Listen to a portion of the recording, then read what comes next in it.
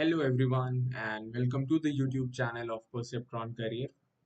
So आज का जो हमारा टॉपिक ऑफ डिस्कशन है वो मेरा one of the most favourite और इंटरव्यूज में one of the most important concept है जो कैंडिडेट से पूछे जाते हैं क्योंकि इसके बीच में काफ़ी इंटेंस मैथमेटिक्स भी इन्वॉल्व है और काफ़ी डीप कॉन्सेप्ट्स भी इन्वॉल्व हैं क्योंकि ये जो प्रिंसिपल कंपोनेंट एनालिसिस आज का जो टॉपिक ऑफ डिस्कशन है it is not just a independent method, it is a combination of various vector statistics, काफ़ी कॉम्बिनेशंस हैं जिससे मिलके ये पर्टिकुलर मेथड मिला हुआ है हमें.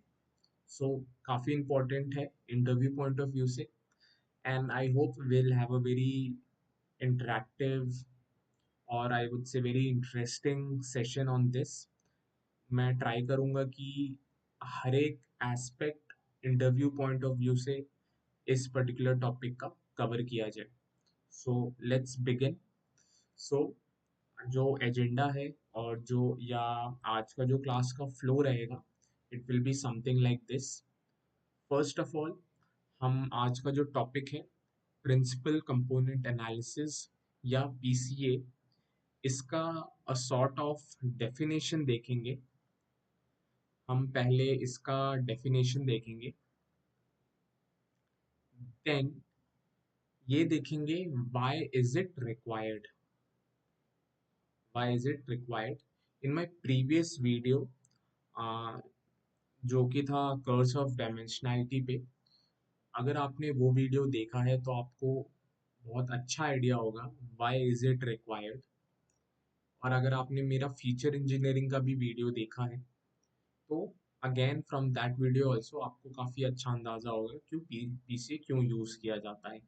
सो हम वाई देखेंगे, फिर हम अपना ना बेस सेटअप करेंगे क्योंकि जैसे मैंने पहले ही वीडियो में बताया it is not a independent method. इसके लिए आपको बहुत सारे टूल्स या बहुत सारे कॉन्सेप्ट का अंदाज़ा पहले से होना चाहिए. हम वो देखेंगे और वो बेस सेटअप करने के लिए हमें क्या क्या देखना है.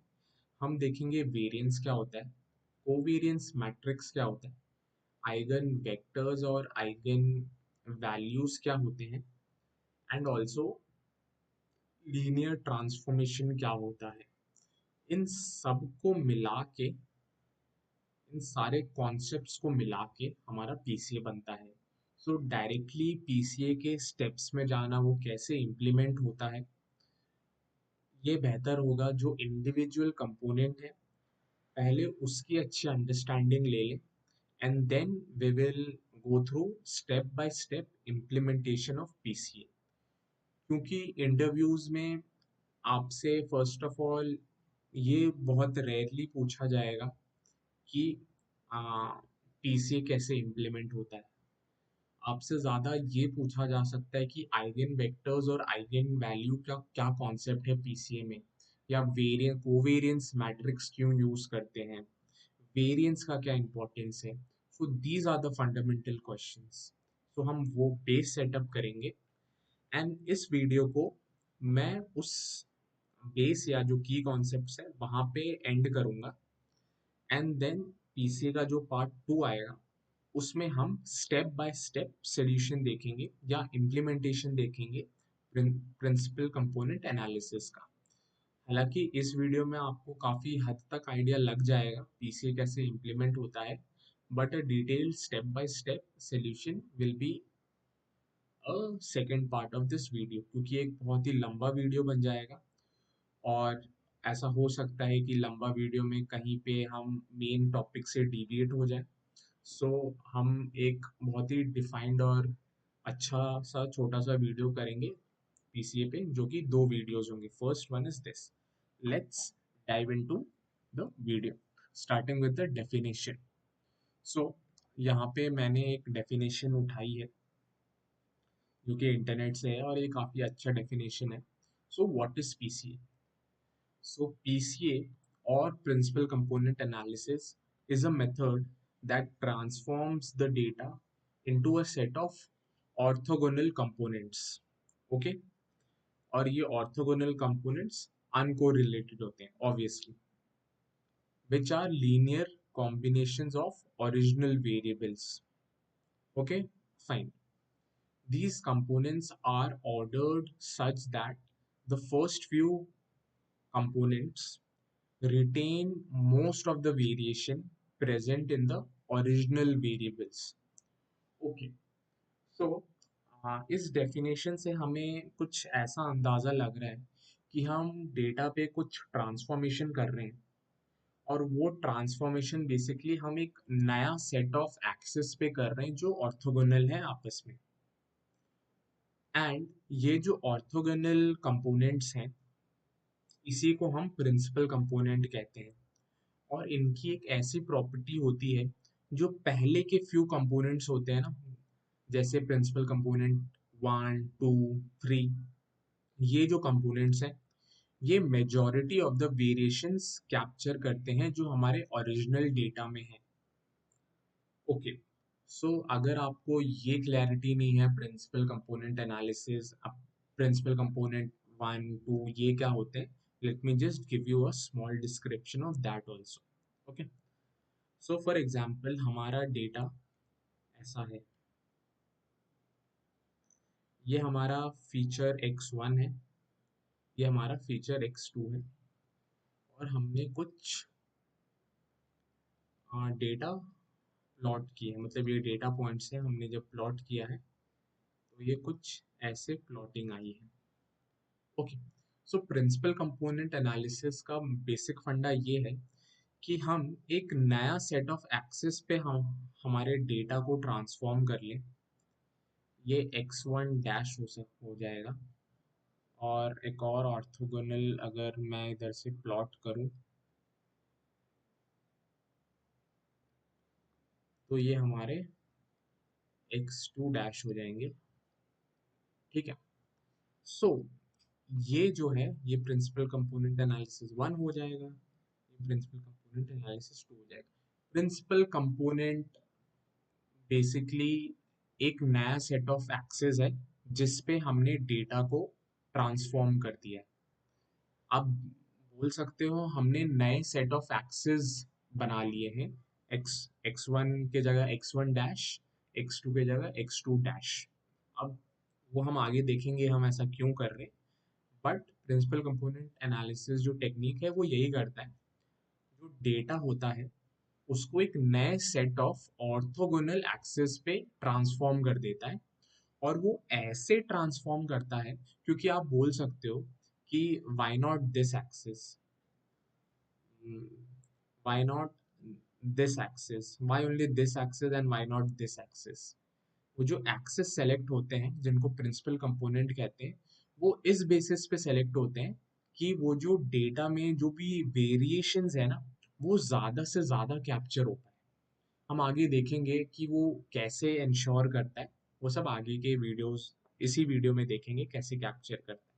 ठीक है, बट अगर पीसीए पूछा जाए तो बहुत ही जो बहुत ही अच्छा आंसर होगा वो यही होगा कि it is a method in which you transform your data into a new set of orthogonal axes such that these orthogonal axes retain majority of the variations in your original data. Okay, so this is a very good answer, and ये सारे points cover करता है। मैं ये नहीं बोल रहा आपको ये रटना है, आप ये लिख लो और सेम आंसर दे दो, बट इंश्योर करो कि आप की पॉइंट्स बोलो। Transform your data, orthogonal components, orthogonal set of axes and variations, ये जो वर्ड्स हैं ये आपके आंसर में आने चाहिए। आप किस कैसे भी तरीके से फॉर्म करो, अगर आपको एक कंप्लीट आंसर देना है तो ये पॉइंट्स मेंशन होने चाहिए। Okay great, so now that we have understood what is PCA, हम डेटा को ट्रांसफॉर्म कर रहे हैं, दैट इज पीसीए। ठीक है, simple words. Now let us dive in why PCA is required, और ये जो मैंने माइंड मैप बनाया है, let me just cover this once more, what is PCA. So it is a statistical technique. Okay, statistics use होते हैं. It is a dimensionality reduction technique, and in this technique we basically transform our original data onto orthogonal, a new set of axes which are orthogonal to each other, such that it retains most of the variations. So this is in short,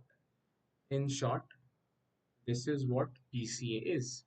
मैं इसीलिए ऐसे points में लिखता हूँ जब मैं ये mind map बनाता हूँ, ताकि आप इसका नोट डाउन करिए और फिर आप जब भी रिवीजन कर रहे हैं तो आपको ये पॉइंट्स क्लिक होने चाहिए. Okay, so what is PCA is clear.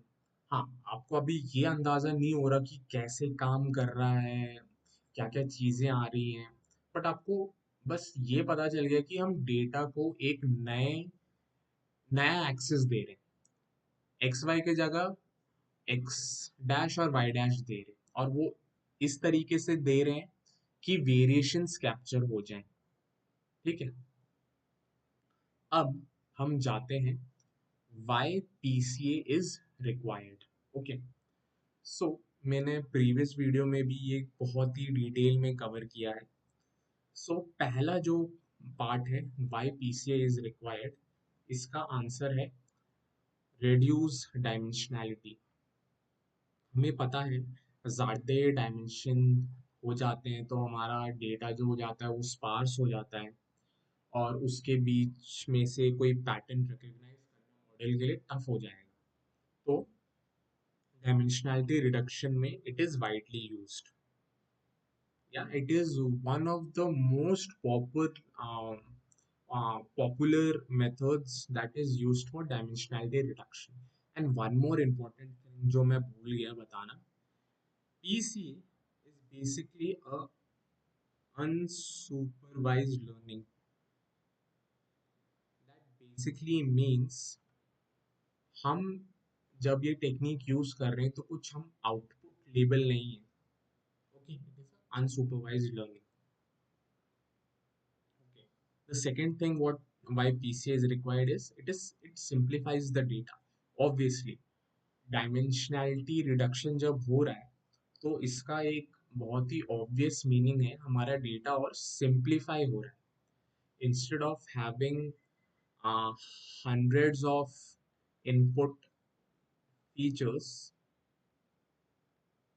now we can only have 25 input features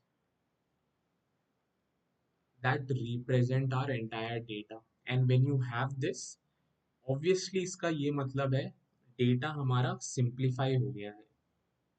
ठीक है,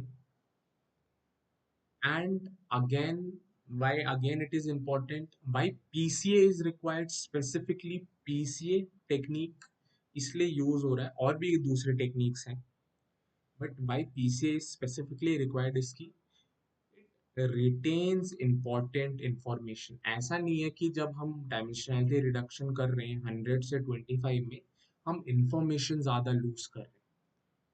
ऑब्वियसली जब आप 100 से 25 डायमेंशंस में आ रहे हो तो आप ये एक्सपेक्ट नहीं कर सकते कि ये 25 इनपुट फीचर्स सारे 100% वेरिएशंस कैप्चर कर पाए आपके 100 इनपुट फीचर्स के. बट पीसीए इतना इंश्योर करके देता है आपको कि जो भी इम्पोर्टेंट अंडरलाइंड पैटर्न और वेरिएशंस हैं वो इस 25 इनपुट फीचर्स में आ जाए.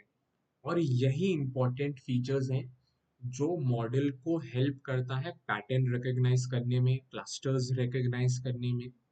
ठीक है, अंडरलाइन जो प्रिंसिपल एक बिहेवियर है डेटा का, वो ये इंश्योर करता है PCA. So next point is it removes noises. And what I mean by noises is कि जो भी less important information है, और less important information here it means less important input features. जो भी वैसे less important input features हैं remove कर देता है.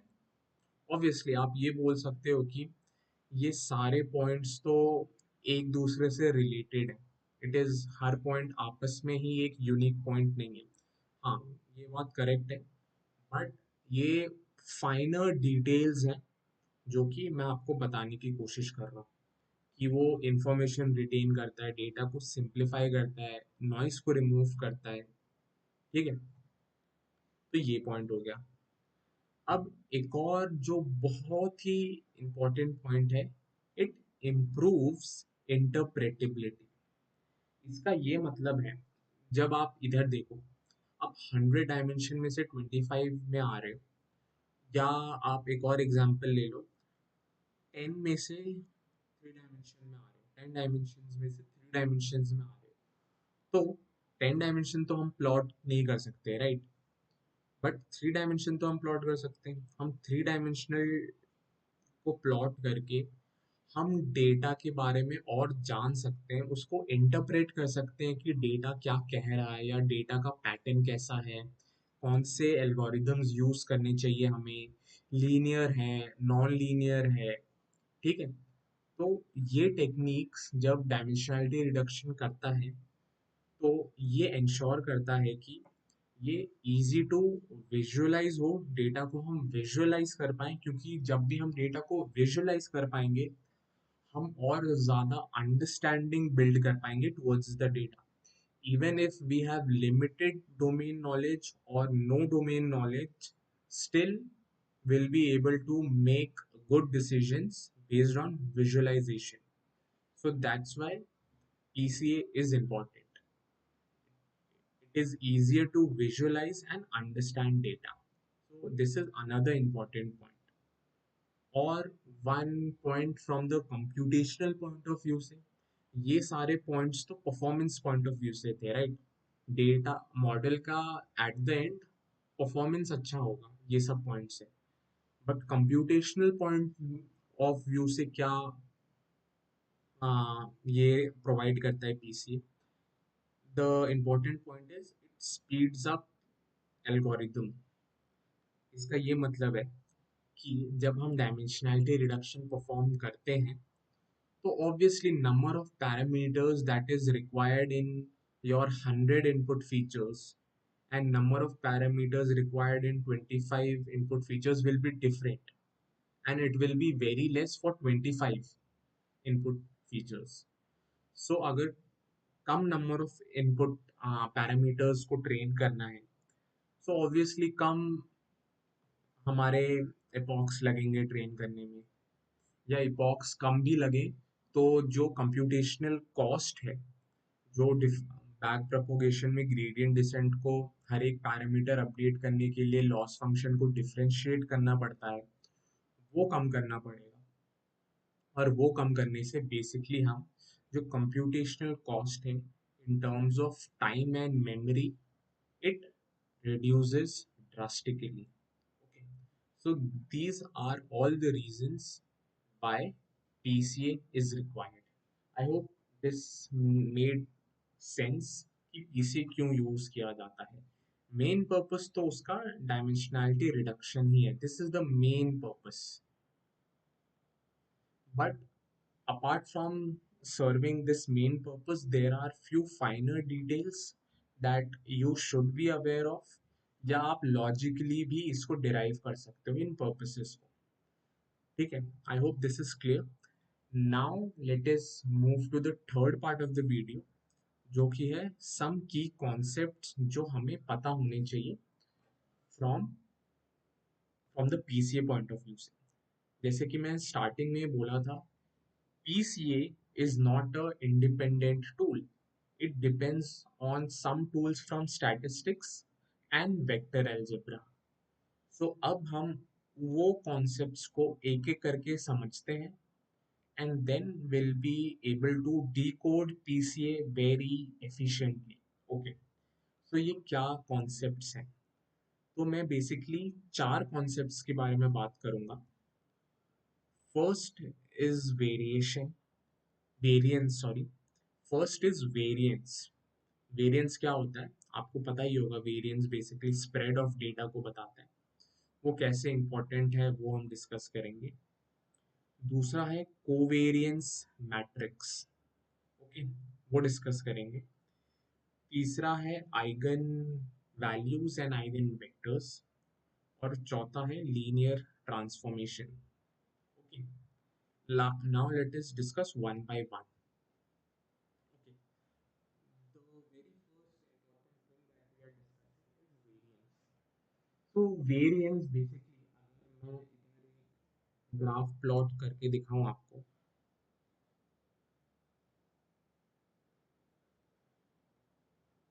ये हमारे ग्राफ है x1 x2 इनपुट फीचर्स के लिए।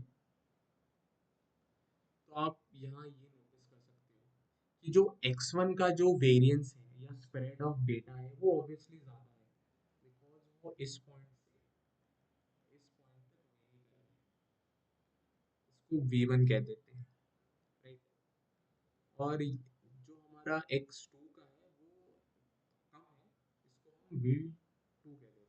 तो obviously V1 is greater than V2, because variance basically means measure of data spread, data कितना फैला हुआ है, उसका लोअर लिमिट और अपर लिमिट कितना है, ठीक है। तो वेरिएंस वो बताता है।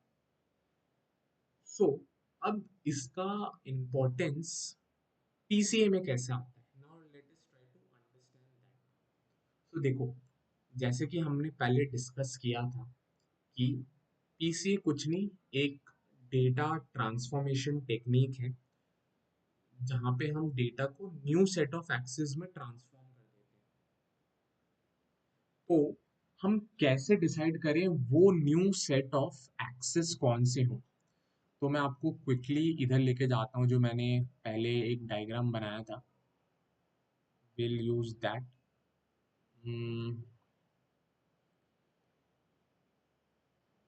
या this one, let us discuss this. Why this red was not followed and why this blue was selected? इसका मेन रीजन ये है, जो ECA1 है, जो हमारा ब्लू एक्सिस है, आप अगर देखो इसका जो वेरिएशन कैप्चरिंग है वो इतना है। अगर यही डेटा हम रेड पे प्रोजेक्ट करें इन डेटा को, तो वो थोड़ा सा कम है, राइट। वो थोड़ा सा कम होगा ब्लू वाले से compare. So principal component axis जो होते हैं, जो नए एक्सिस डिफाइन कर रहे हैं हम डेटा के लिए, वो वैसे डेटा होते हैं जो वेरिएशन जिसमें वेरिएंस ज़्यादा है, या जो वेरिएशन ऑफ डेटा है ना वो ज़्यादा है। ओके, सो नाउ आपका एक ये क्वेश्चन होगा, ओके फाइन, ये समझ में आ गया कि प्रिंसिपल कंपोनेंट एनालिसिस एक ऐसी टेक्निक है जिसमें principal component based on maximum variance select होता है, करेक्ट, फाइन, इजी कॉन्सेप्ट है, great. But now you can ask me a question, या आपने आपसे पूछ सकते हो बाय मैक्सिमम वेरिएंस, हम मैक्सिमम वेरिएंस की तरफ क्यों जा रहे हैं। तो इसका एक सिंपल और सॉलिड आंसर ये है, मैंने नीचे आपके लिए लिख भी दिया है। This is what I feel why variance is important in my words. Technically ये सही है, but I have written it in my words. So basically इसका ये मतलब है कि जब भी हम वेरिएंस ऐसे एक्सेस सेलेक्ट कर रहे हैं जिसमें वेरिएंस ज़्यादा है, हम ये इंश्योर कर रहे हैं कि most significant patterns in the data are retained, ठीक है। जो मोस्ट सिग्निफिकेंट पैटर्न्स है ना डेटा में, वो रिटेन हो जाए। और वो कैसे होता है, अगर मैं आपको सेम ये वाले ग्राफ पे लेके चलूं, तो देखो, अगर वेरिएशन ज़्यादा है तो आप ये देख सकते हो ना कि ये वेरिएशन है, एक ये वेरिएशन हो जाएगा इन दो पॉइंट के बीच में, इस दो पॉइंट के, इन दो पॉइंट के, इन दो पॉइंट के। सो जो नंबर ऑफ कॉम्बिनेशंस है ना जो डेटा दिखा रहा है, या एक सेट ऑफ एक बिहेवियर होगा, राइट, डेटा का, वो ज़्यादा कैप्चर हो रहा है वेरिएशन से। अगर वेरिएंस ज़्यादा है तो इसका यही मतलब है डेटा ज़्यादा फैला हुआ है। अगर डेटा ज़्यादा फैला हुआ है तो उस वो फैले हुए स्पेस में अपना ट्रू बिहेवियर या अंडरलाइन पैटर्न दिखाता है। और वेराज अगर हम इस एक्सिस की बात करें प्रिंसिपल कंपोनेंट टू में, इतना ही स्पेस है जिसमें हमारा डेटा प्ले अराउंड कर सकता है, या इतना ही स्पेस एलोकेट किया गया है हमारे डेटा को प्रिंसिपल कंपोनेंट एक्सिस टू पे बिहेवियर शो करने के लिए। ओके, सो ये मतलब है। तो वेरिएंस ज़्यादा है तो ट्रू नेचर जो डेटा का है ना, या ट्रू अंडरलाइन पैटर्न, वो बाहर निकल के आ जाता है और मॉडल को वो हेल्प करता है। So that's why principal component are basically axes on which maximum variance of the data is captured. So variance का आपको concept समझ में आ गया। Okay, great. अब covariance matrix पे आ जाते हैं। So what is this covariance matrix? कुछ नहीं, it is a square matrix first of all. Okay, fine. It is a square matrix. Square matrix of what? It is a square matrix of input features. ठीक है, for example हमारे दो input features हैं x1 और x2, so it will be a 2 by 2 matrix, it will be a 2 by 2 matrix of input features. So column may be x1 x2, rows may be x1 x2. Okay, now you have understood covariance matrix is a square matrix of input features. Now what does this covariance matrix depict, या covariance matrix क्यों बनाया जाता है, वो क्या दिखाता है? Basically covariance matrix ये दिखाता है कि हमारे जो इनपुट फीचर्स हैं वो आपस में कैसे कोरिलेटेड है। ठीक है, अगर आपको एक बहुत ही अच्छा एक्सप्लेनेशन चाहिए तो मेरा एक प्लेलिस्ट है AI इंटरव्यूज करके, उसमें मैंने एक क्वेश्चन डील किया है एप्लीकेशन ऑफ डॉट प्रोडक्ट। उसमें मैंने कोवेरियंस मैट्रिक्स का मैथमेटिक्स भी डिस्कस किया है, जो कि मैं अभी भी करूंगा। ठीक है, तो उसमें आपको और अच्छा और अच्छे से समझ में आएगा कि कोवेरियंस मैट्रिक्स कैसे बनता है, क्या काम है। ठीक है, now let us get back to covariance matrix क्या डिपिक्ट करता है। बेसिकली हमें ये एक अंडरस्टैंडिंग मिलती है हाउ वेरिएबल्स वेरी टुगेदर। मतलब ये जो मैट्रिक्स है ये बेसिकली बताता है x1 का x1 पे क्या इफेक्ट है, x1 का x2 पे क्या इफेक्ट है, x2 का x1 पे क्या इफेक्ट है, x2 का x2 पे क्या इफेक्ट है। तो आप देख रहे हो ये कोरिलेशन जैसा ही है, जहाँ की कोरिलेशन को हम रिस्ट्रिक्ट कर देते हैं -1 to 1 पे, बट कोवेरियंस मैट्रिक्स पे ऐसा कोई लिमिटेशन नहीं होता है। वो नेगेटिव पॉजिटिव दोनों रेंजेस में कोई भी वैल्यू ले सकता है। जहाँ पे नेगेटिव वैल्यू ये बताता है कि x, अगर फॉर एग्जांपल ये -4 है, ये बताता है x1 के बढ़ने से x2 हमारा घट रहा है बाय अ फैक्टर ऑफ 4। अगर ये हमारा फॉर एग्जांपल ये हमारा +2 है, तो x2 के बढ़ने से x1 हमारा बढ़ रहा है फैक्टर ऑफ 2 से। सो ये बेसिकली बताता है। और ये कैसे कंप्यूट किया जाता है, ये simply x transform dot x divided by n-1। ठीक है, तो ये कोवेरियंस मैट्रिक्स का फॉर्मूला है। अगर मैं आपको एक डिटेल्ड एक्सप्लेनेशन दूं, so let me just go to that particular what means outer product. Let me just, yeah, this is the application part. Okay, so इसमें ये है, ये कोवेरियंस मैट्रिक्स का फॉर्मूला है जो कि n/m है। जो x ट्रांसफॉर्म डॉट x है ना, ये बेसिकली हमारा इनपुट डेटा है, इनपुट डेटा है, जहाँ की ये x जो मैट्रिक्स है वो हमारा हर एक इनपुट डेटा अपने कॉलम के मीन से सब्ट्रैक्ट होता है। आपस में एक आउटर प्रोडक्ट, हाँ एक आउटर प्रोडक्ट करते हैं और फिर उसको हम n-1 से डिवाइड कर देते हैं, जो n-1 हमारा नंबर ऑफ सैंपल्स है। ठीक है, कितने नंबर ऑफ डेटा इंस्टेंसेस हैं, या मतलब नंबर ऑफ रोज कितने हैं। ठीक है, fine, I hope this is clear. हाँ, जैसे कि जो म्यू है बेसिकली ये इनपुट फीचर्स हैं F1 टू Fn, हर एक इनपुट फीचर का म्यू होगा आपस का, राइट। जैसे म्यू 1 म्यू 2, तो जब हम ये मैट्रिक्स बनाते हैं तो ये बेसिकली हम म्यू सब्ट्रैक्ट करते हैं हर एक इनपुट फीचर से। ठीक है, तो ऐसे ये मैट्रिक्स बनता है। Okay, now let's get back to our this topic PCA. Okay, covariance matrix आपको समझ में आ गया।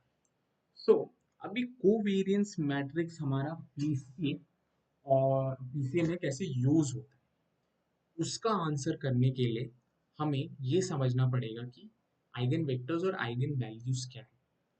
तो basically covariance matrix eigen vectors और आइगन वैल्यू फाइंड करने में हेल्प करता है। So that is the purpose of covariance matrix. ठीक है, अब आपको ये इसकी कोवेरिएंस मैट्रिक्स की इंपॉर्टेंस तब समझ में आएगी जब आप आइगन वेक्टर्स और आइगन वैल्यूज को समझोगे। ओके, सो आइगन वेक्टर्स और आइगन वैल्यू क्या है। So basically eigen vector covariance, देखो कोवेरिएंस मैट्रिक्स एक बेसिकली एक स्क्वायर मैट्रिक्स है। इसका एक आइगन वेक्टर निकलेगा और आइगन वैल्यू निकलेगा। जितना भी डायमेंशन होगा ना, for example it is a 2 cross 2 covariance matrix, that means दो आइगन वैल्यूज निकलेंगी और दो आइगन वेक्टर्स भी निकलेंगे। और ये ऐसे वेक्टर्स होते हैं, आइगन वेक्टर्स ऐसे वेक्टर्स होते हैं जो उस डायरेक्शन में पॉइंट कर रहे हैं जहाँ पे वेरिएंस मैक्सिमम है। ठीक है, अगर इसमें दो सेट ऑफ वेक्टर्स निकलेंगे तो वेक्टर 1 और वेक्टर 2, ये दो ऐसे डायरेक्शंस हैं जहाँ पे हमारा कोवेरिएंस मैट्रिक्स, जो कि एक इनपुट फीचर मैट्रिक्स का स्क्वायर मैट्रिक्स है, उसको बताता है कि कौन से डायरेक्शन में इनके वेरिएशन मैक्सिमम है।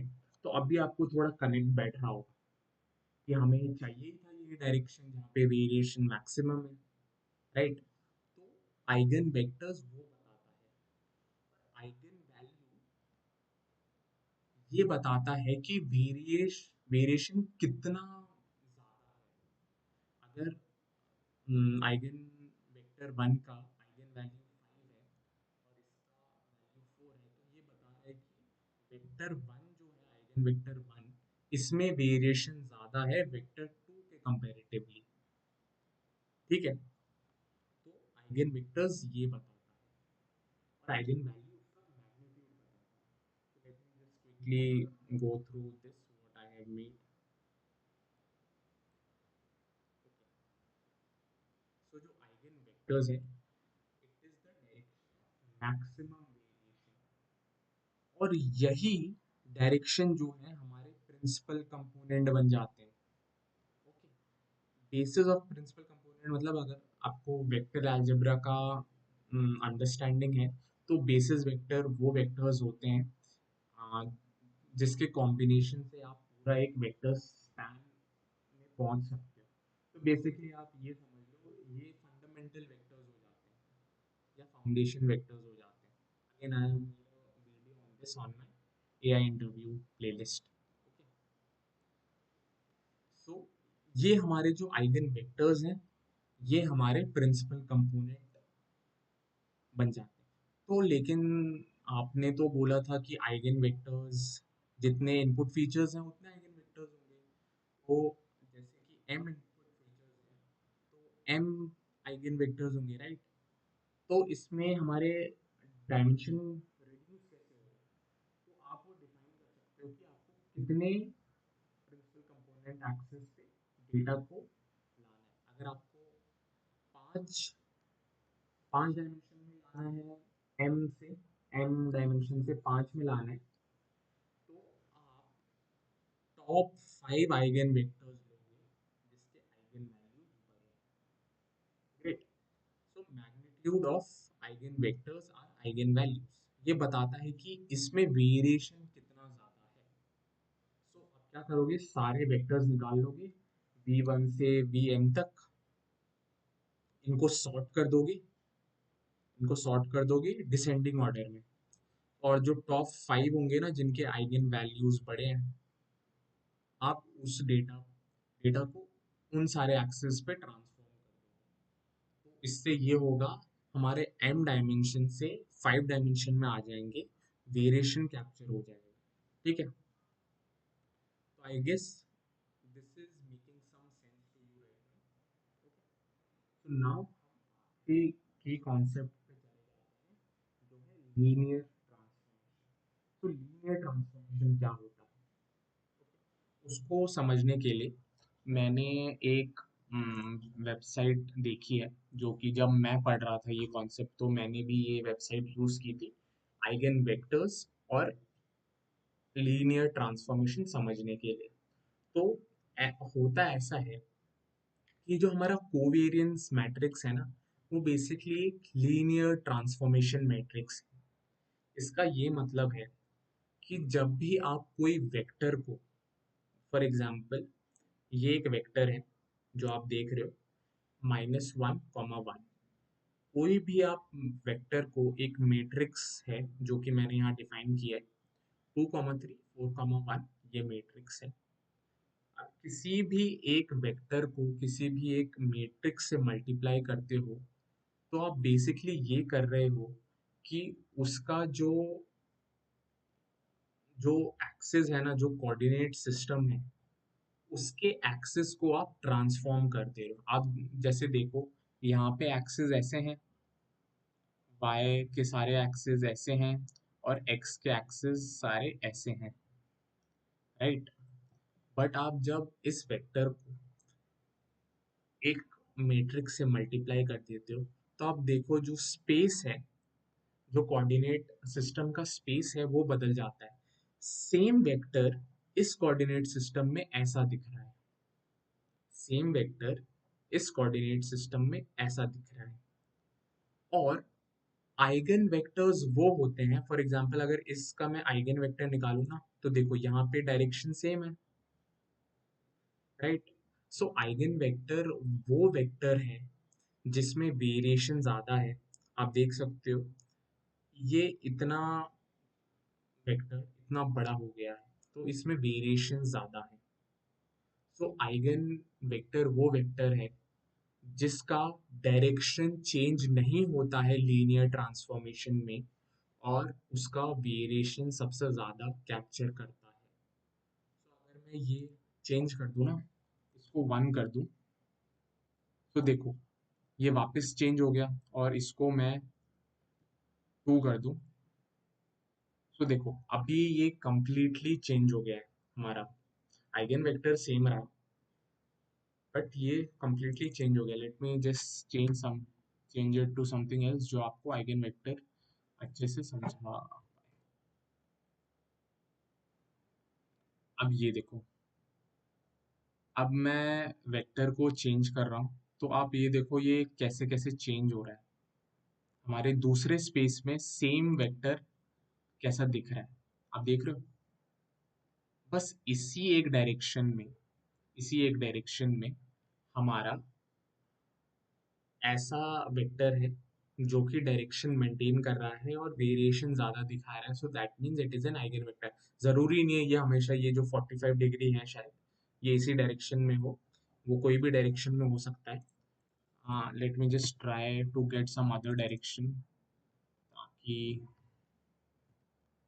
आपको वो कॉन्सेप्ट भी समझ में आए।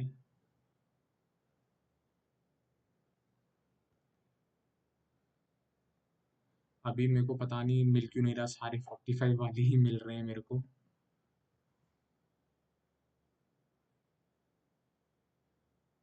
ओके, ओके फाइन, अभी हो नहीं रहा, बट ज़रूरी नहीं है कि सिर्फ 45 डिग्रीज में ही हो आपके आइगन वेक्टर्स, वो किसी भी डिग्री में हो सकते हैं। Let me just try one more. शायद यहाँ पे अगर आप देखोगे कि दोनों का डायरेक्शन सेम नहीं है, तो इसका आइगन वेक्टर कौन से डायरेक्शन में है अगर वो फाइंड करना है हमें, तो let us just try different things and let us find out कि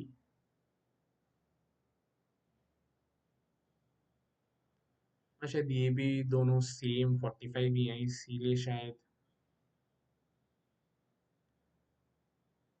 शायद इसका भी 45 आ रहा है। So I hope you get the concept right. So आपको लीनियर ट्रांसफॉर्मेशन भी अभी समझ में आ गया।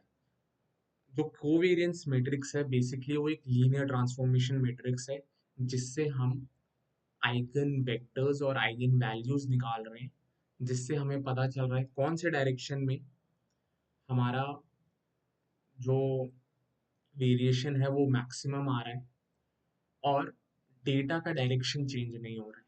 वो हमारे आइगन वेक्टर्स है, और मैग्नीट्यूड के लिए आइगन वैल्यूज यूज करते हैं। Fine, okay. So it is a linear transformation क्या है? It is basically a function between vector spaces. जैसे कोऑर्डिनेट एक वेक्टर स्पेस में एक पर्टिकुलर पॉइंट है, वो अलग वेक्टर से रिप्रेजेंट होता है, दूसरे वेक्टर स्पेस में वो अलग वेक्टर से रिप्रेजेंट होगा, सेम पॉइंट। ठीक है। बट लीनियर ट्रांसफॉर्मेशन की ये अच्छी बात है, it preserves addition and scalar multiplication. ठीक है। जो एक वेक्टर स्पेस में दो वेक्टर्स को ऐड करके आ रहा है, वो दूसरे स्पेस में भी दो वेक्टर्स को ऐड करके लाया जा सकता है। ठीक है।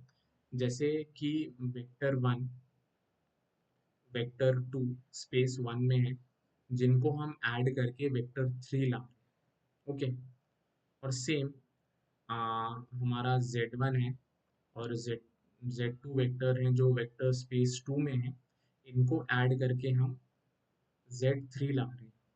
सो Z3 का जो एक्चुअल V3 का जो रिप्रेजेंटेशन है फर्स्ट वेक्टर स्पेस में, वो उसका रिप्रेजेंटेशन है Z3 सेकेंड वेक्टर स्पेस में। ओके। और V1 का जो वेक्टर रिप्रेजेंटेशन है स्पेस टू में, वो Z1 है, और V2 का Z2 है। सो वो ये रिलेशन प्रिजर्व करता है। ठीक है।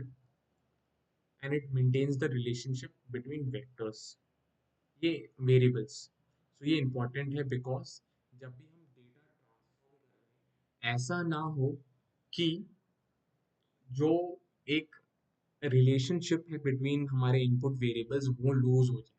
अगर वो लूज हो जाएंगे तो entire purpose of finding this eigen vectors और ये सब ज़्यादा मीन नहीं करेंगे। Okay, I hope this is clear. एक बार लीनियर ट्रांसफॉर्मेशन का हम अच्छे से डेफिनेशन देख लेते हैं। सो बेसिकली वही सेम पॉइंट्स हैं, बस मैंने एक सेंटेंस फॉर्म में लिख दिया है। A linear transformation is a function between two vector spaces that preserves the operation of addition and scalar multiplication. In simple terms, it means transforming data into another form where relation between variables are maintained. इसका ये मतलब है कि हम data को एक दूसरे axis पे लेके जा रहे हैं, दूसरे वेक्टर स्पेस में लेके जा रहे हैं, बट जो एक इनहेरिटेंट रिलेशनशिप है बिटवीन इंडिविजुअल वेरिएबल्स या इनपुट फीचर वेक्टर्स, वो लूज नहीं कर रहे, दैट इज मेंटेन्ड। ठीक है। कोवेरियंस मैट्रिक्स जो एक लीनियर ट्रांसफॉर्मेशन मैट्रिक्स है, वो ये करता है। So I hope all the basics which are required for understanding PCA is clear. Variance clear है, क्यों इंपॉर्टेंट है वो क्लियर है, कोवेरियंस मैट्रिक्स क्या है, क्या डिनोट करता है, I hope that is also clear. Eigen values और आइगन वेक्टर्स का क्या रोल है पीसीए में, वो क्लियर होना चाहिए। और लीनियर ट्रांसफॉर्मेशन क्या है वो क्लियर होना चाहिए। ठीक है। So with that, if you have understood all these concepts of variance, covariance, eigenvalues, eigenvectors, linear transformation. I hope then you will be able to understand steps of PCA. अब PCA कुछ नहीं है, इन्हीं के combinations के कुछ steps बन जाते हैं और PCA बन जाता है. बेसिकली क्या करते हैं हम, मैं एक छोटे में बता देता हूँ. पहले जो भी डेटा है हमारा, डेटा को स्टैंडर्डाइज कर देते हैं. ठीक है, स्टैंडर्डाइज मतलब मीन जीरो बनाते हैं, वेरिएंस वन बनाते हैं सारे इनपुट कॉलम्स का. ठीक है, स्टैंडर्डाइज कर दिया. फिर उसका कोवेरिएशन मैट्रिक्स बना दिया. फिर उसके आइगन वेक्टर्स और आइगन वैल्यूज निकाल दिए. सो आइगन वेक्टर्स से हमें प्रिंसिपल कंपोनेंट्स मिल गए. और अगर हमें टाइम डायमेंशनलिटी में रिड्यूस करना है हमारे हायर स्पेस से, तो हम टॉप 10 आइगन वेक्टर्स लेंगे जिसके आइगन वैल्यूज हाईएस्ट हैं. वो वेक्टर सेलेक्ट कर दिए. अब सिंपली जो एक ये स्टैंडर्डाइज डेटा था, ओरिजिनल डेटा, उस डेटा को इस पे प्रोजेक्ट कर दो, इन एक्सेस पे, या ट्रांसफॉर्म कर दो. ट्रांसफॉर्म हो गए तो आपको हायर डायमेंशनलिटी में से लो डायमेंशनलिटी डेटा मिल गया. दैट्स इट, इतना ही है. बट मैं जो मैंने स्टेप बाय स्टेप लिखा है, we will go through this in next video, और आपको और बेटर पिक्चर मिलेगा कि क्या हो रहा है. Okay, so I hope this is clear and this made sense to you. If you enjoyed the video, please give a like, and you can comment down below if you have any questions, and you can share this video. जिन जो भी interview के लिए prepare कर रहे हैं and you think ये video उनको help करेगा. और अगर आपको लगे कि कुछ टॉपिक्स अच्छे से समझ में नहीं आए, आप वो कमेंट डाउन कर सकते हो, मैं ट्राई करूँगा वहाँ पे आपका डाउट रिजॉल्व करने का, या फर्दर वीडियोस में हम उसको ले सकते हैं. Okay, thank you so much, bye bye.